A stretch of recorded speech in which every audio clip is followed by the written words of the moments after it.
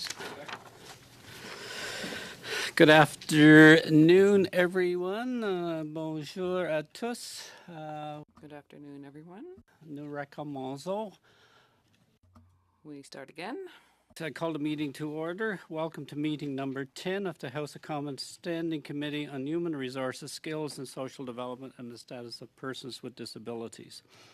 Today's meeting is taking place in a hybrid format pursuant to House Order of November 25, 2021.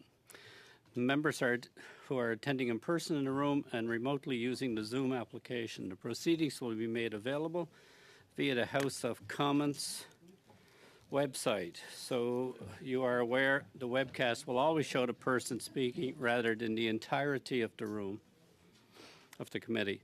Given the ongoing pandemic situation in light of the recommendations from health authorities as well as the directive of the Board of Internal Economy on November 19, 2021, to remain healthy, you all know the protocol. As the chair, I will be enforcing these measures for the duration of the meeting, and I thank members in advance for their cooperation. To ensure an orderly meeting, I would like to outline a few of the rules. Members and witnesses may speak in the official language of their choice. Interpretation services are available for the meeting. You have the choice at the bottom of your screen of either floor, English, or French. If interpretation is lost, please inform me immediately and we'll ensure that it is restored before resuming proceedings. The raised hand feature at the bottom of the screen can be used at any time if you wish to speak or alert the chair. For members participating in person, proceed as you usually would when the whole committee is meeting in person in a committee room, keeping in mind the Board of Internal Economy's guidelines. Before speaking, please wait until I recognize you by name. If you are on the video conference, please click on the microphone icon to unmute yourself. Those in the room, your microphone will be controlled as normal by the Proceedings and Verification Officer. When speaking, please speak slowly and clearly. When you are not speaking, your mic should be on mute. A reminder that all comments should be addressed through the chair. With regard to a speaking list, the committee clerk and I will do the best we can to maintain that. As we are in a set format, we already have that list. Pursuant to Standing Order 1082 and the motion adopted by the committee on Monday, January 31st, 2020, the committee will proceed to a briefing on the ministerial mandate letters. I would like to welcome our witnesses to begin our discussion with 5 minutes of opening remarks followed by a question. Appearing will be the Honourable Seamus O'Regan, Minister of Labour, Sandra Hassan, Deputy Minister, Labour and Associate Deputy Minister, Andrew Brown, Assistant Deputy Minister, Policy, Dispute Resolution and Internal Affairs, Gary Robertson, Assistant Deputy Minister, Labour Programme, Compliance Operations and Programme Development Directed. We will start with Minister Regan for 5 minutes. Minister Regan, you now have the floor for your opening 5-minute comments. Sir, you have the floor. Good afternoon, Mr. Chair and members of the committee. I would like to begin by acknowledging that I am here in St. John's on traditional territory of the Beothuk people. I thank you for having invited me today to discuss my mandate letter commitments and some of the important progress that's been made so far by our government. First and foremost, I'm proud to say that we have made incredible strides over the last few months to ensure workplaces are fair, safe, and healthy.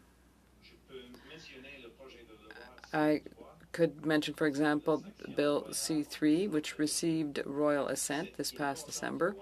This important piece of legislation will provide a minimum of 10 days of paid sick leave per year for employees working in the federally regulated private sector. This is huge. Paid sick leave will protect workers and their families, protect their jobs, and protect their workplaces. This is an important step in the ongoing fight against COVID-19 and a necessary addition to the social safety net that organized labor has long been advocating for. These changes to the Canada Labour Code are significant, and we recognize that workplaces need time to prepare. That's why we're engaging with federally regulated employees to work with them on the implementation of these changes in advance of their coming into force. We are also ensuring they have time to implement payroll changes and work with unions to adjust collective agreements as needed.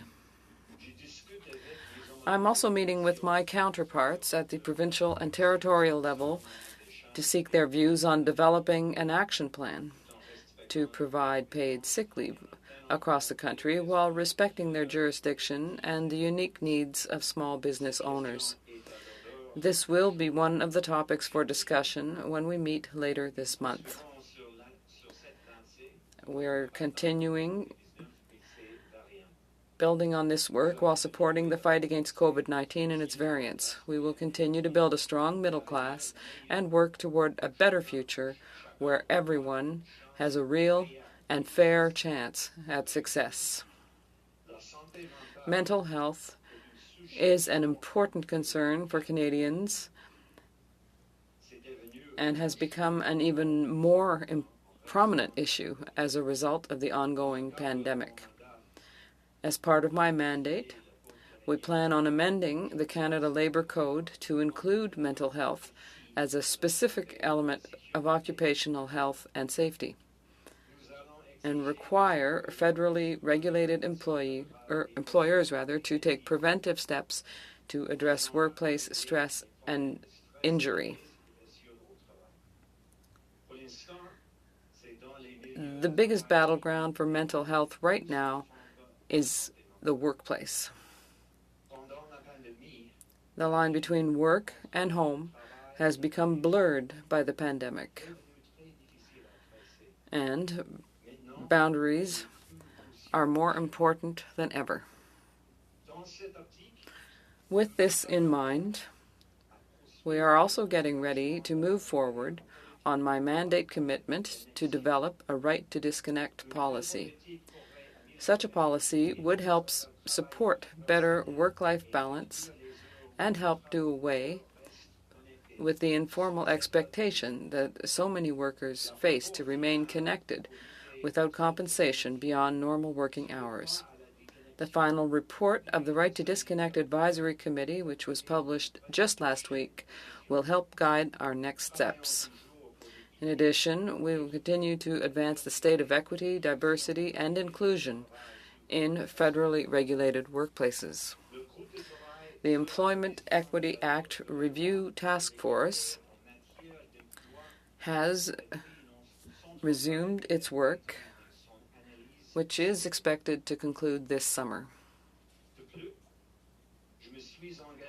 I've also committed myself to doing everything I can to protect workers from violence and harassment.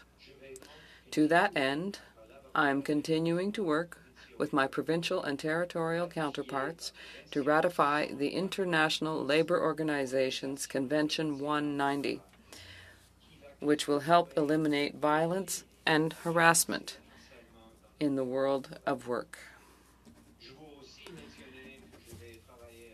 I would also like to mention that I will be working collaboratively with some of my colleagues to eradicate forced labor from the supply chains of Canadian businesses. Through the development of legislation, we will continue to advance concrete action to ensure that companies operating abroad do not contribute to human rights abuses. The list I've covered today isn't exhaustive. Work is ongoing on many other fronts to deliver on other important mandate commitments. And allow me to comment on the work that we are advancing, such as the Pay Equity Act. I'm working with my colleague, the Minister of Natural Resources, to maintain momentum on a just transition to a low-carbon economy that leaves no one behind. The progress being made on these and other key initiatives will help build strong, healthy workforces that are productive, innovative, and resilient.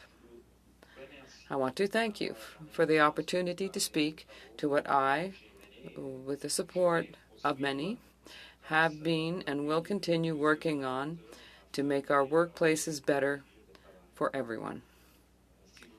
I'm happy to answer any questions you may have.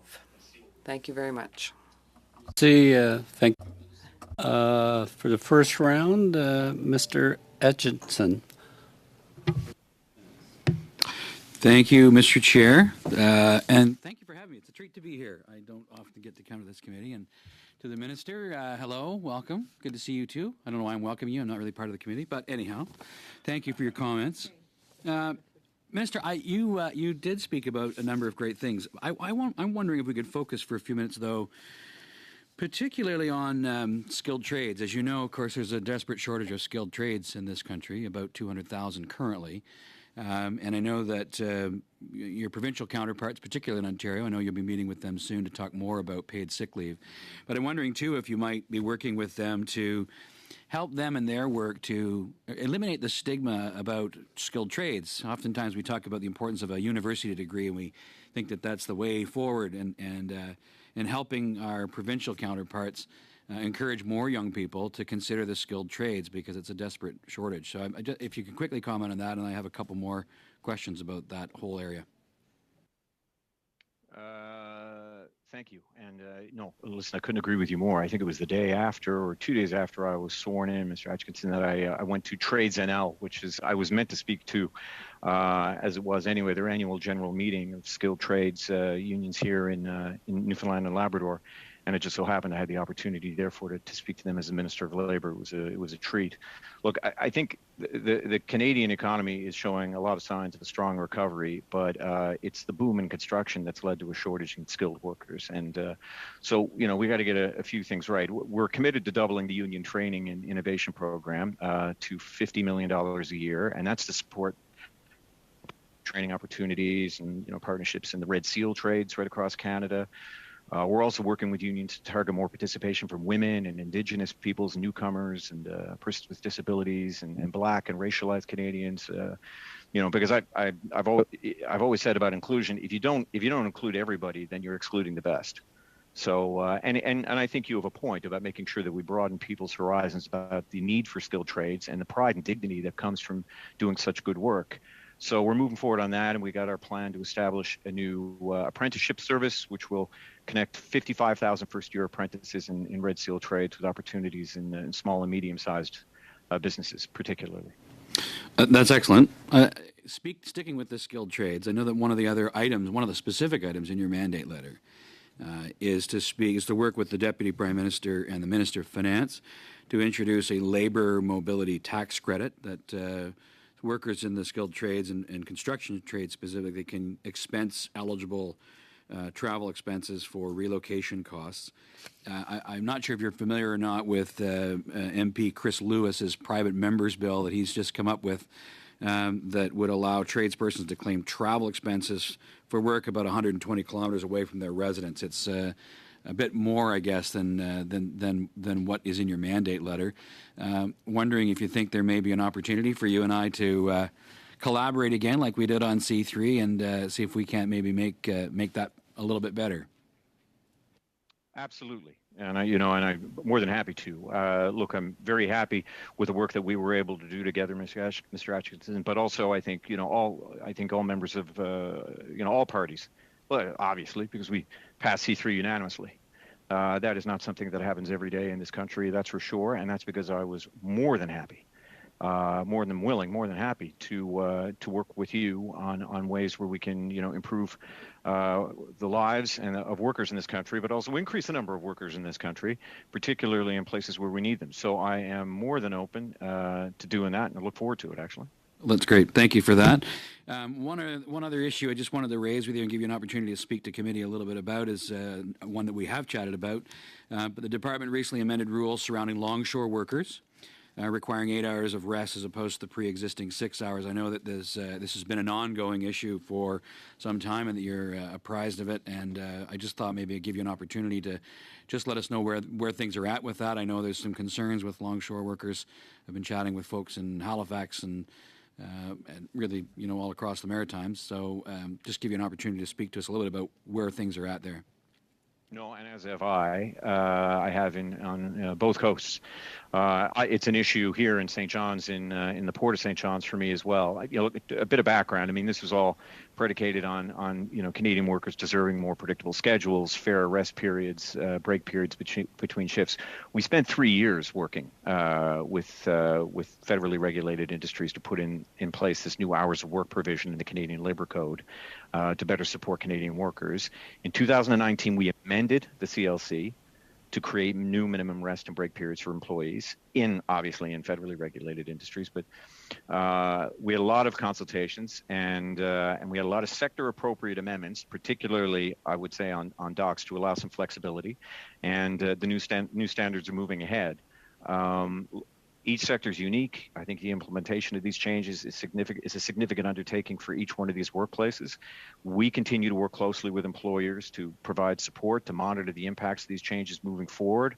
And the changes, I think, will ultimately create a better work-life balance and improve health and safety.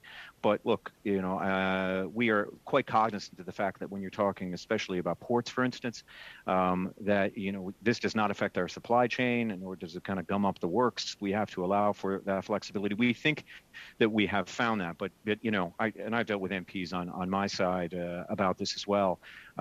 This isn't new to any of these workers or workplaces or employers. This has been, like I said, coming down the pipe. I think I'm the fourth Minister of Labour to be dealing with this. But it is, it's coming into place now. We got to be respectful. We got to make sure it's implemented properly. I've said this at this committee before. I'll say it again. I am not a government knows best kind of guy, nor am I particularly a one-size-fits-all kind of guy. I grew up in Labrador. I used to think that St. John's, the provincial capital, was the long arm of the law, let alone Ottawa. So we have done our best to make sure that these particular situations are mitigated in their particular workplaces to allow for that flexibility. Thank you, Minister. Thanks. Thank you, Mr. Atchison. Atchison. Atchison. Atchison. Okay. Thank you. And thank you, Minister. Now to Mr. Van Bynen for 6 minutes. Thank you. Minister, thank you for coming today to discuss your mandate letter and to give us an understanding of your goals, your priorities, and how you'll work to achieve them. The pandemic has taken a significant toll on workers, whether it was working from home or spending hours at the screens or stocking shelves at grocery stores or healthcare professionals working overtime to care for their patients. Monsieur le Président. Mr. Chairman, the interpreter has just let us know that there is an echo. The interpreter has just said that it is impossible to interpret Mr. Van Bynen because of the quality of the sound. This interpreter suggests that perhaps the wrong microphone is selected on Mr. Van Bynen's system. Madame Shabat, Mr. Van Bynen, can you check which microphone, if it's your Surface microphone or your... Does this work better? Speak again. Does this microphone work better?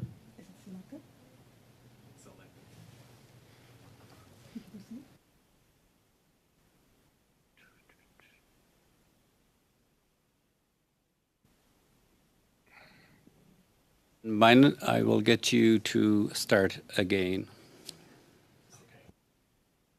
Using this microphone works? Yes. Okay, thank you. My apologies.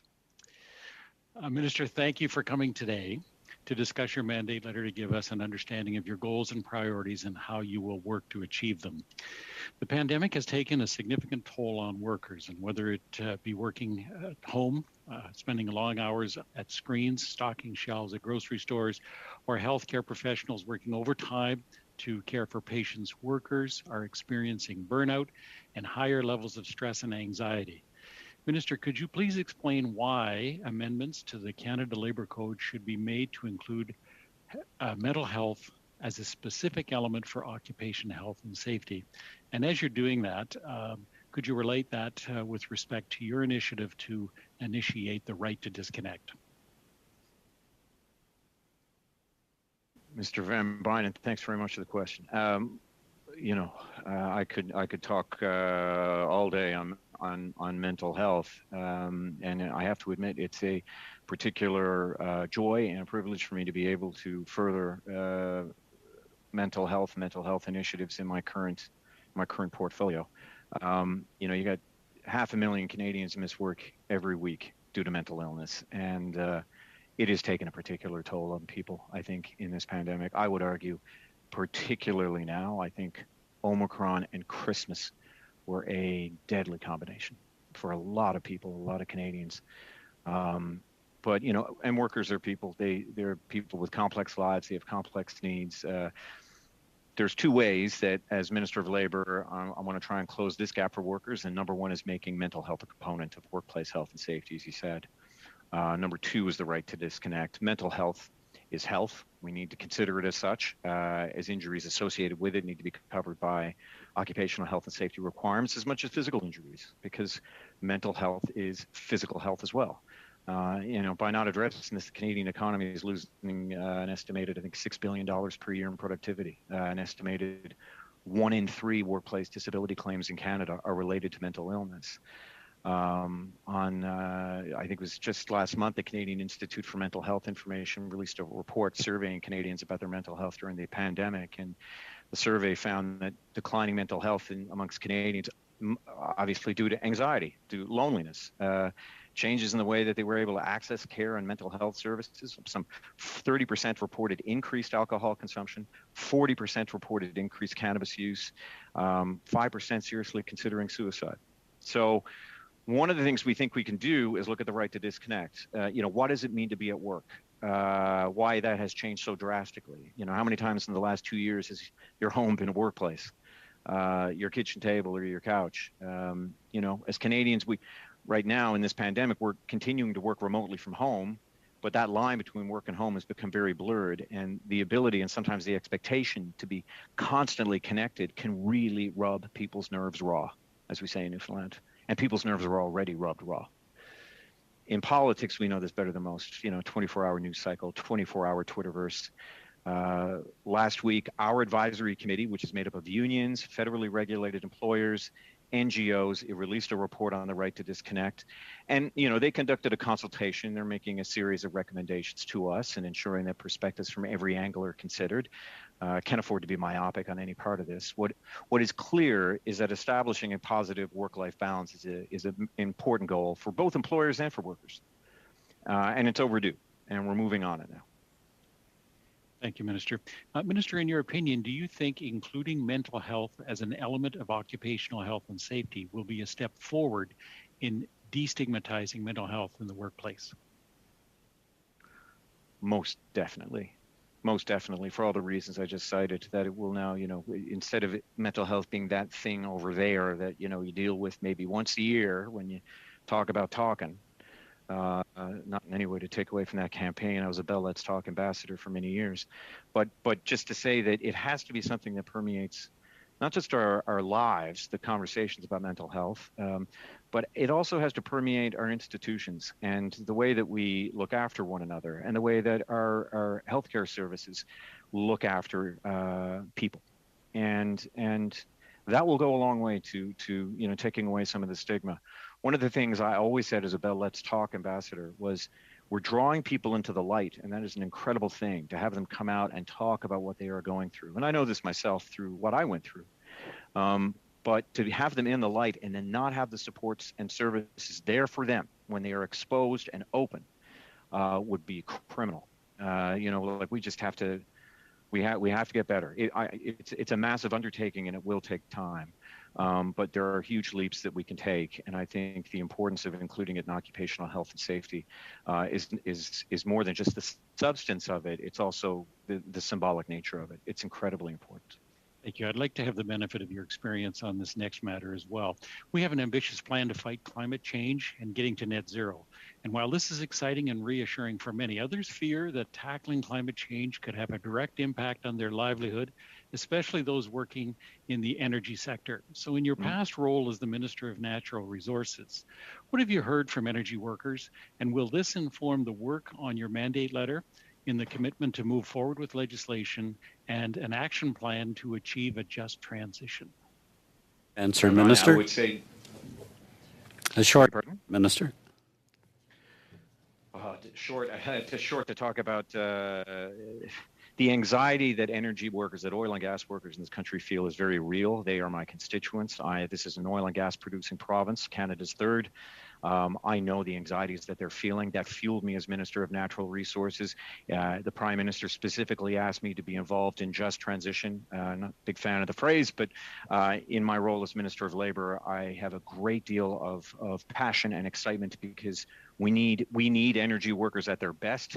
They are the ones who are going to build up renewables and reduce emissions. They're the only ones who know how to do it. But I want to lessen their anxiety. I want them to know how badly we need them to do the massive things we need to do in this country. Thank you, Minister. Thank you, Minister. Madame Chabot. Madame Chabot, you have the floor for 6 minutes. Thank you, Mr. Chairman. And thank you, Minister, for being with us here today to speak to us about the many files that are mentioned in your mandate letter. I don't know if you would agree with me, but there are some things. The Canadian Labour Code needs a little love and attention, and it needs to be modernized to adjust to the issues that are affecting people working today. And those issues are many. So to include mental health in this, and occupational health and safety, seems to be an unavoidable thing. It's very well documented, and it's not just the pandemic that has come and caused further problems there. Psychological problems at work are a reality, and we need to move forward quickly with that. On the 10 days of paid sick leave, my question is easy. When? I know that you've had discussions with the provinces, but that's not really what we're talking about.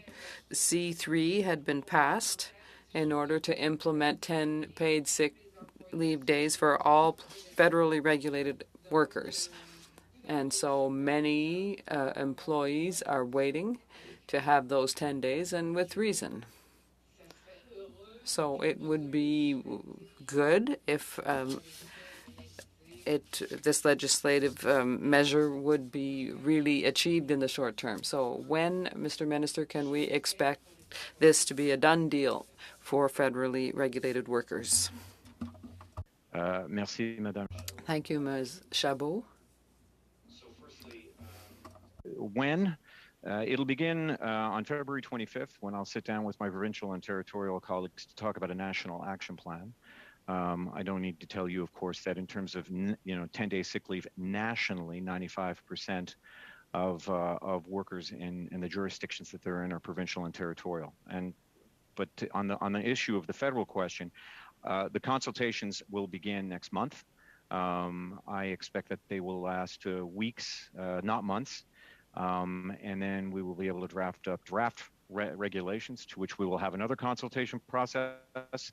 And we'll proceed accordingly. So we're going as fast as we can, but I think it is incredibly important that we get it done right. I mean, we need to allow the time for employers to update their systems, which is important. We need to adjust collective agreements. These things do take time. And I guess what we're trying to do is balance, as we always are, making sure that we get it done right with getting it done as expediently as we possibly can. It was in that spirit, I acknowledge, that we voted on this unanimously in the House because it is pressing. So, it is making sure that we get it done right with urgency and with the certainty, I think, that workers are looking for and employers are looking for.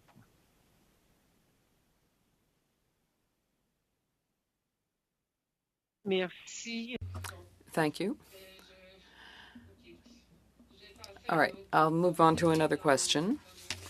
In your mandate letter, you are to move forward legislative measures to prevent replacement workers, scab workers, and we're in 2022.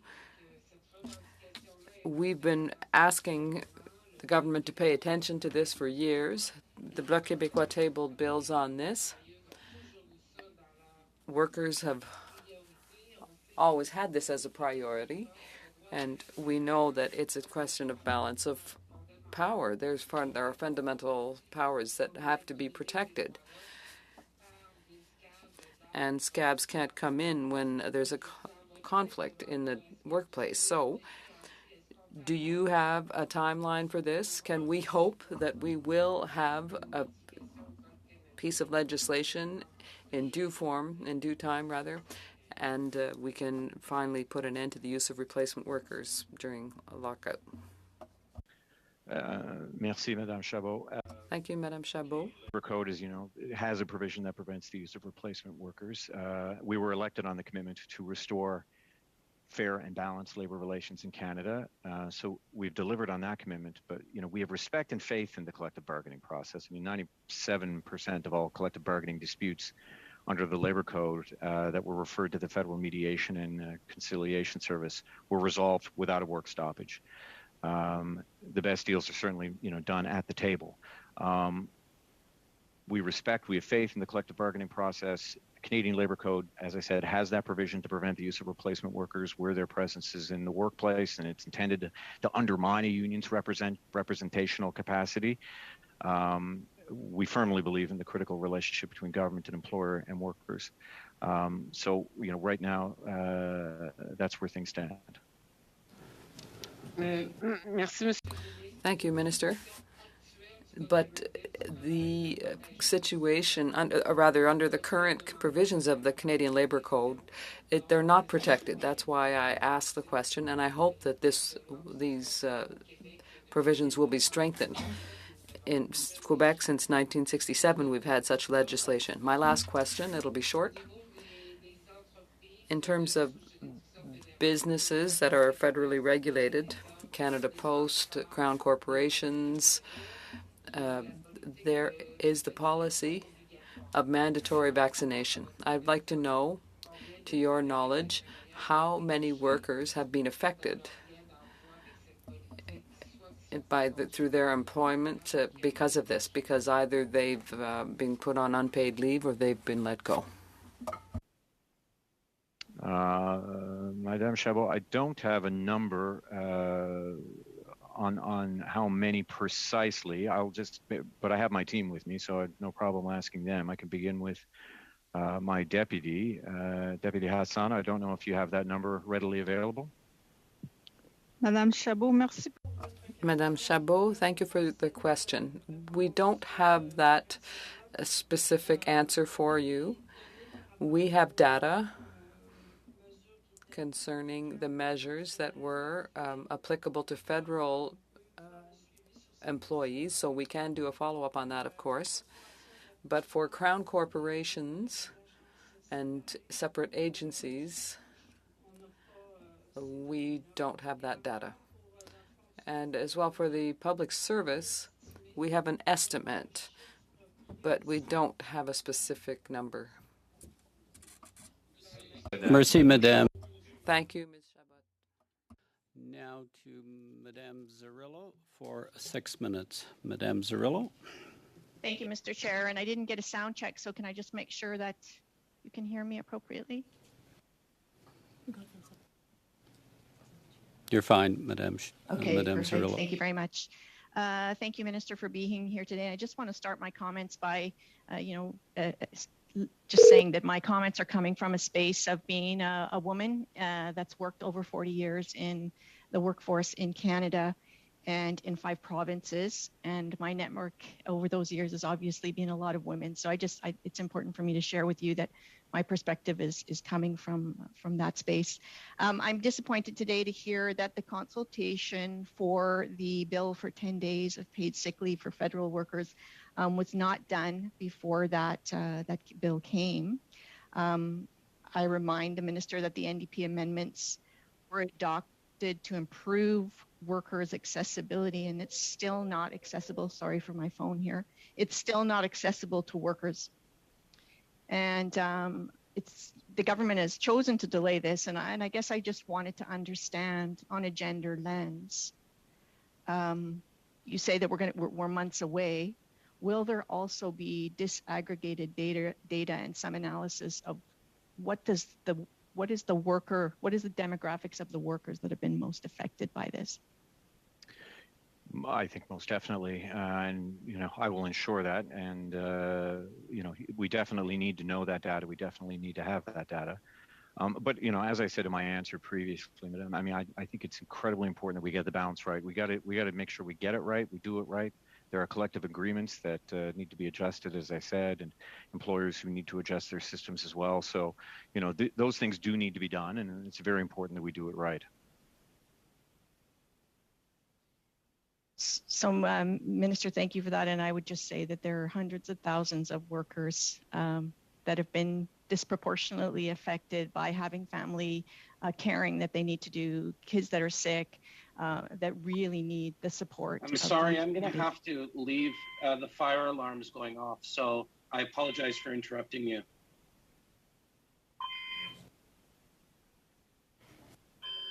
So yes, I just wanted to share that there's hundreds of thousands of workers. If I could just get a little bit of extra time there, Mr. Chair. Yes, continue. Thank you. Hundreds of thousands of workers that are relying on this 10 days of paid sick leave.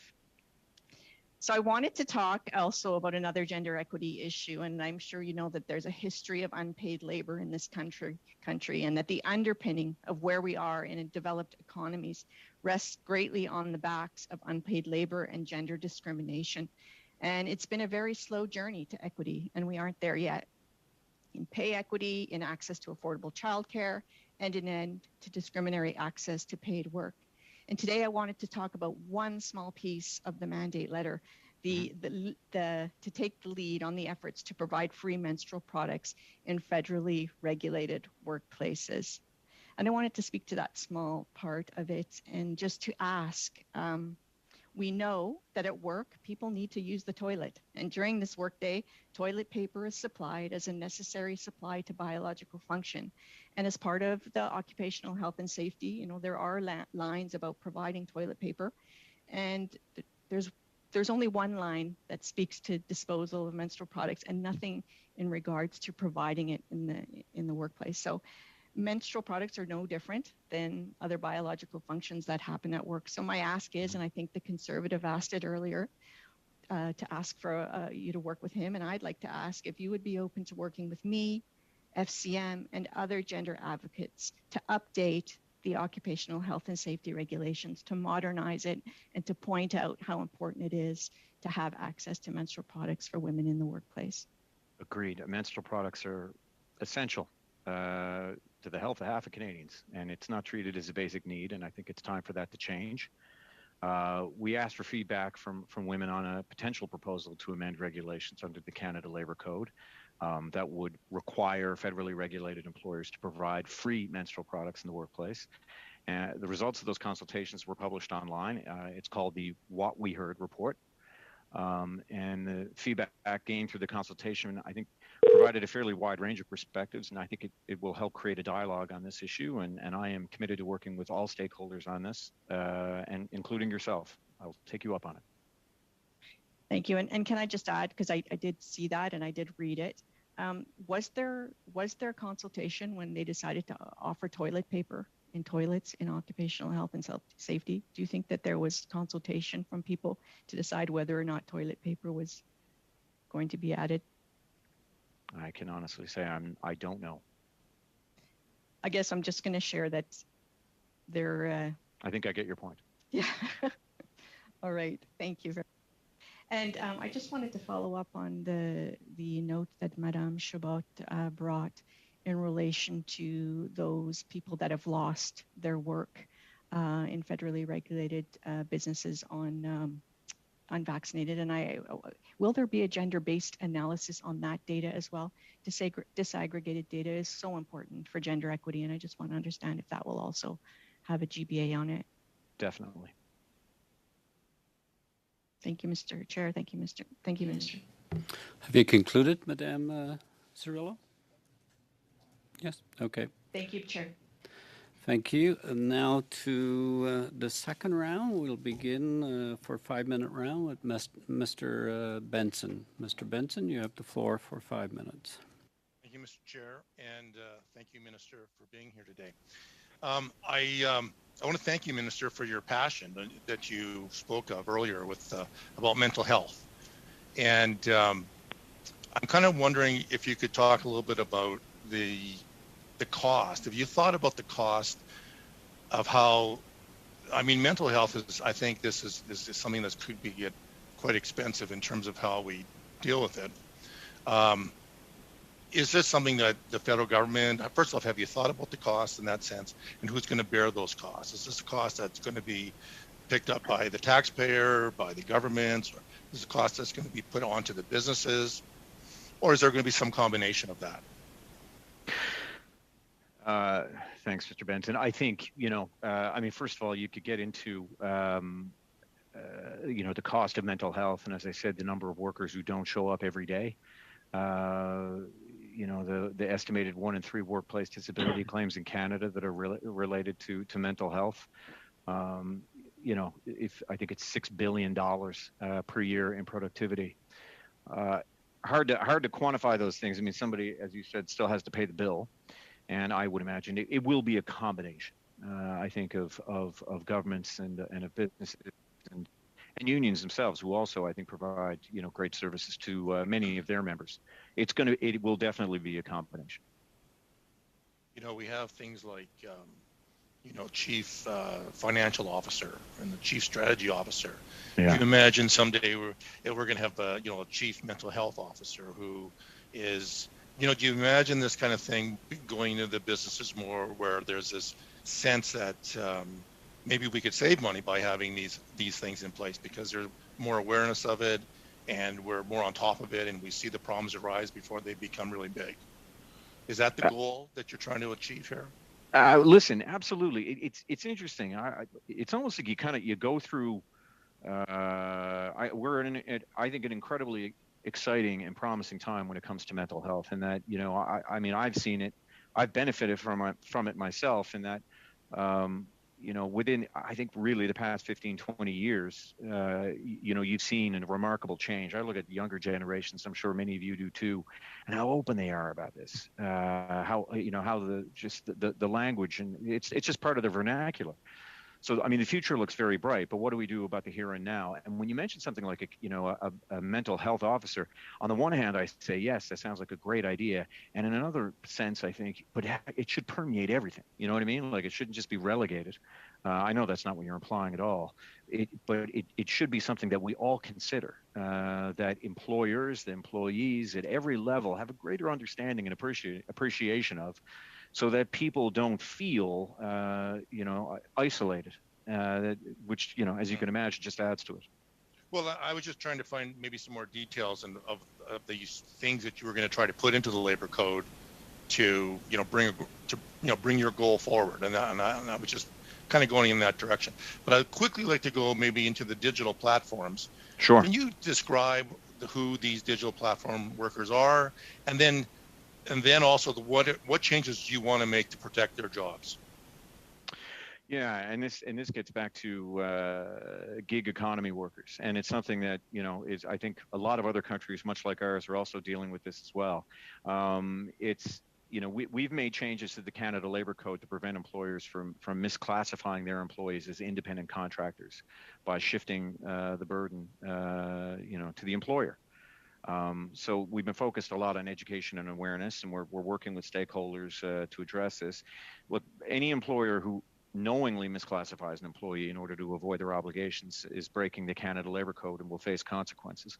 In the meantime, I know this is work that Minister Qualtrough has been taking charge of, and I'm working with her on that. And it's, I think it begins with, how can you make sure that you have labor protections for people who are, name it, frankly, all things that a lot of us use and are very convenient, whether it be Uber or Instacart or whatever. And some of these, particularly Instacart and DoorDash, became very popular during the pandemic as people were inside. But how do you make sure that the people who are involved in that work, good people who are doing it to make some money, to have a wage, how do you make sure that the labor protections are there for them? How do you make sure that the benefits are there for them, that they're, EI and such? And this is, this is something that, like I said, a lot of other countries in the world are grappling with and dealing with, because it is a huge part, changing part of our economy. It's growing because it's so convenient to make so much sense, because so many of us have, one of these, and it just, but how do you make sure that people are protected? And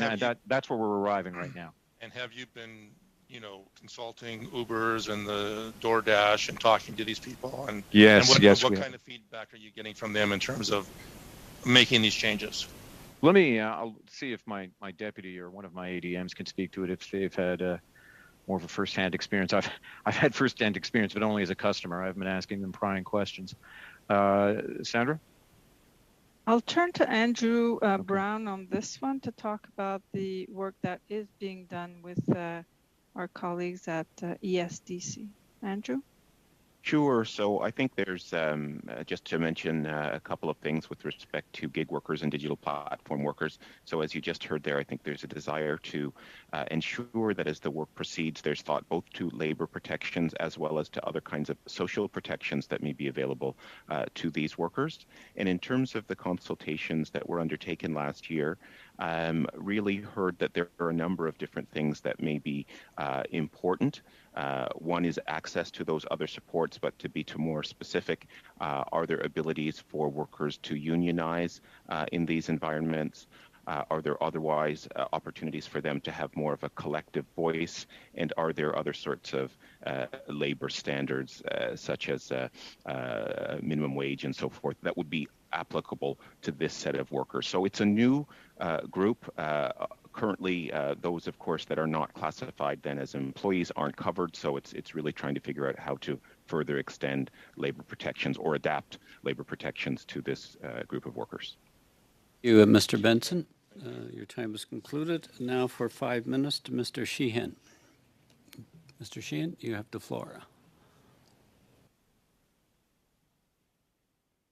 There we go. I'm unmuted. Thank you very much, Mr. Chair, and I would like to thank the Minister for appearing before us and appreciate all the work that you've undertaken expeditiously. One of the questions I wanted to have, and I asked this as a husband and as a father to a daughter going to school, and I was proudly serving on the pay equity committee previously to this, is what I'd like to hear from you is, what has our government done to make workplaces safer and more equitable for women, and to hear what your plans are on reducing further barriers and inequities for women in the workforce? Thank you very much, Terry. Women make up obviously half of Canada's workforce, and many were frontline workers through this pandemic. But the reality remains that they face a lot of the challenges in the workforce, socially, financially, physically. So, how do you reduce barriers for women in the workforce? How do you create a more equal and equitable space?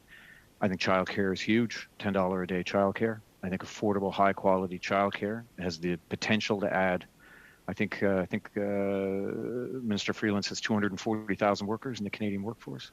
And every dollar invested in early childhood education could generate up to $3 in economic return. And that's very real. And that's why it's such a big priority for the government. Through C3, we amended the Canada Labour Code to provide 5 new paid leave days for federally regulated employees who experience a miscarriage or a stillbirth. It was work that this House did together. And under the Canadian Human Rights Act and the Employment Equity Act, employees are protected against discrimination and termination on the basis of pregnancy. So, we're strengthening provisions to better support working women, especially, I think of those who need to be reassigned during pregnancy or while breastfeeding. We're tackling period poverty.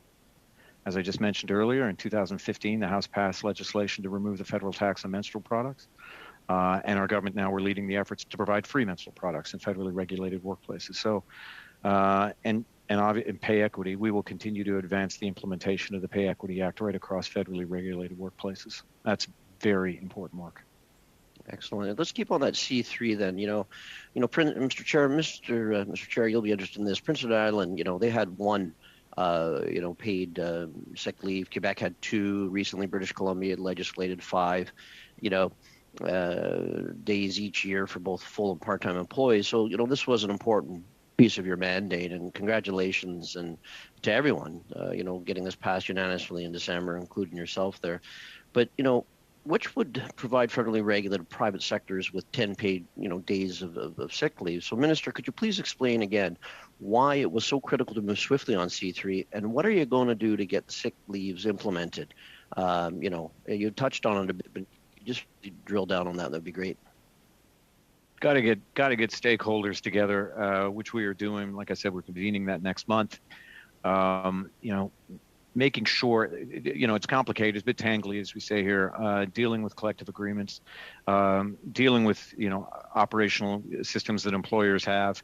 They know it's coming. We all know it's coming. It passed unanimously. And look, I think it passed unanimously because I think everybody in the House, and look, it's not the first time that a piece of legislation, I think, that makes a lot of common sense was split up amongst the parties for various other reasons.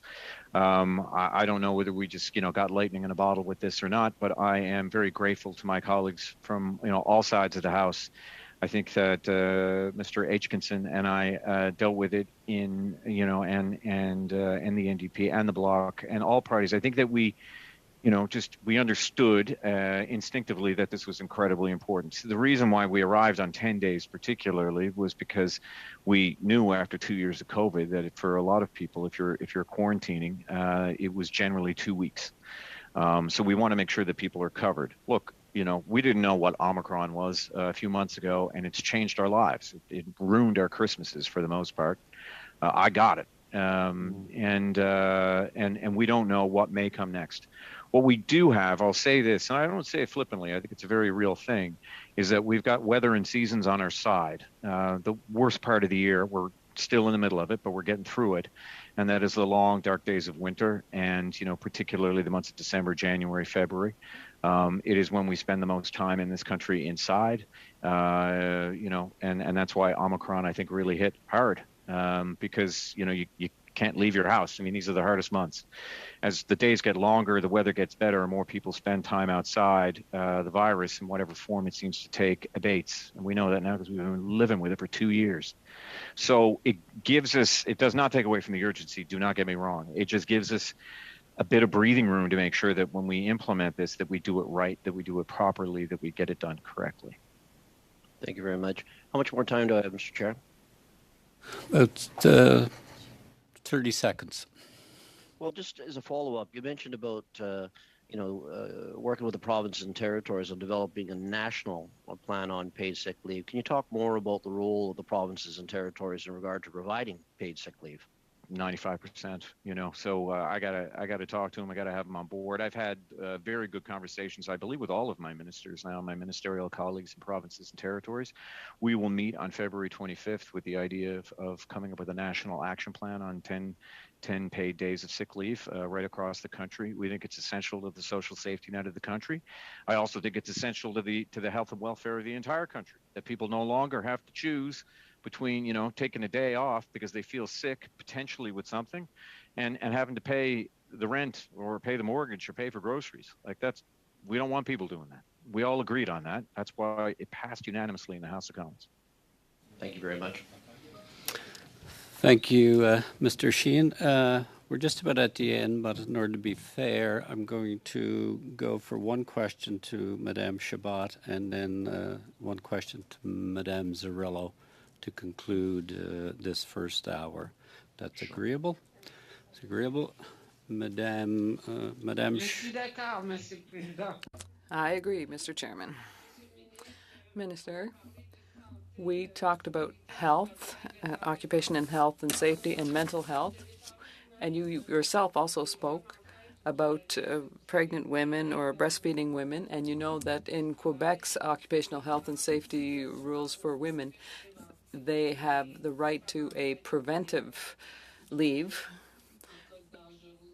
if there's any dangerous aspect to their work. Now, there are employees under federal jurisdiction in Quebec that don't get the same treatment. So is this rather part of your vision to have equal treatment for workers in the province of Quebec under federally regulated? Madame Chabot, maybe you could just clarify particularly which benefits you're speaking of that, as you say, are currently in Quebec but do not apply to federally regulated workers in Quebec. Which benefits particularly? C'est le droit. The right to take an anticipated leave for the worker who is expecting or who is nursing. I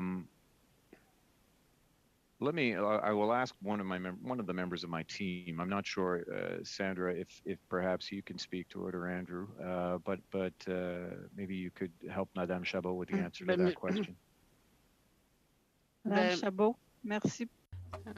Thank you, Madame Chabot. Would you like me to answer? Well, yes, but since I only have 2 minutes, if you have an answer, yeah, you could send it in writing, perhaps, because I had a second question. Well, I'll go quickly. The Canadian Labour Code does have provisions relating to that sort of leave. You're quite right. But Quebec has provisions that are different and that provide particularly for leave or paid leave that is guaranteed during that kind of leave. So that is the distinction between the federal system and the Quebec system. So, exactly. So that answers my question. The interpreter's hearing 2 voices.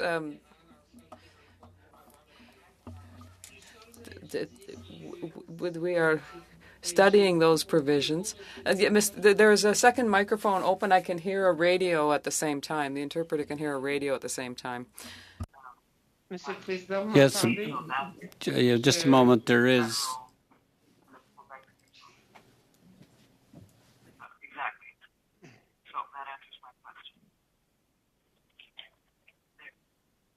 The interpreter's hearing 2 voices.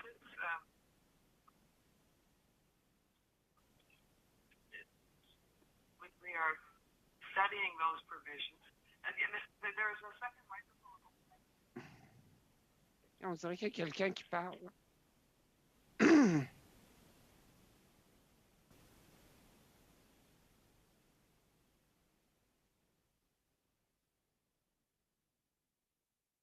Ça marche maintenant? Ouf, merci. We're fine now. Monsieur le ministre, c'est sur ces trois, là, il y a quelque chose que je comprends moins bien. Les 10 jours de congé de maladie, on les a adoptés pour que les travailleurs sous juridiction fédérale y aient droit. Je comprends que si vous voulez étendre ça à la grandeur du Canada, considérant les législations provinciales exclusives en matière du travail, on n'y arriverait pas. Fait que je comprends pas pourquoi vous ne pouvez pas. I don't understand why you can't change the Canadian Labour Code to guarantee those 10 days of sick leave, at least for federally regulated workers, as you did in another case for the minimum wage, for example. That applies independently of the minimum wage in the various provinces. So the 10 days of paid sick leave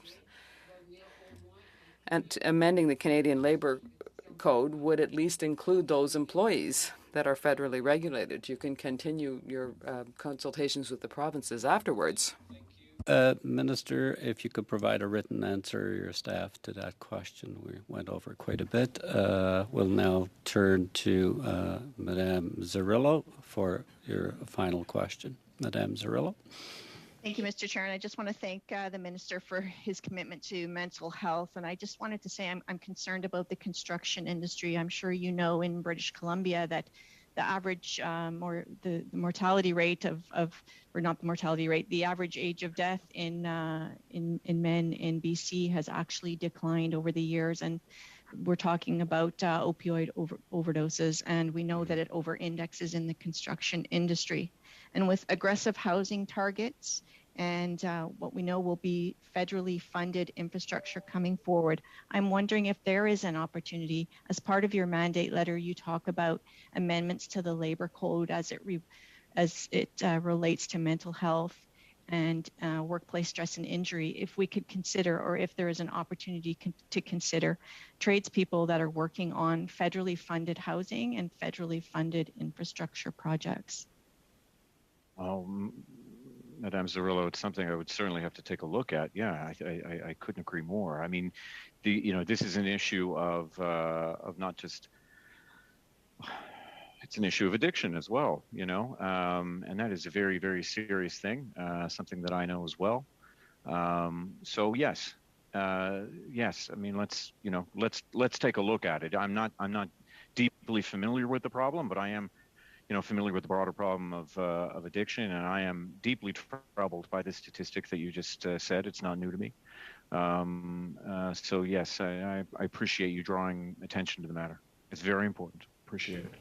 Thank you, Madame Zarillo. That concludes our time for the first hour of the committee. Thank you, Minister, and thank you, members of your ministry, for attending and providing testimony to the committee members today. Thank you. We'll suspend for a few minutes while we transition to the next hour.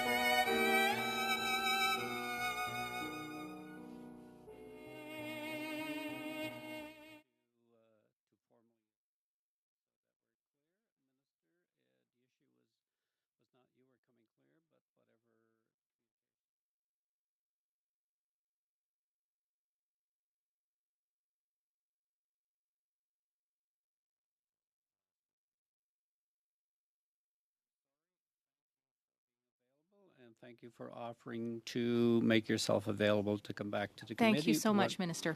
When we My can pleasure. schedule. We'll do this again some other time. Secretary is now off the hook for the time, Minister.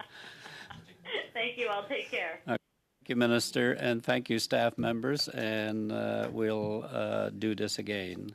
With that, thank you, committee members. We'll adjourn for the day. Thank you.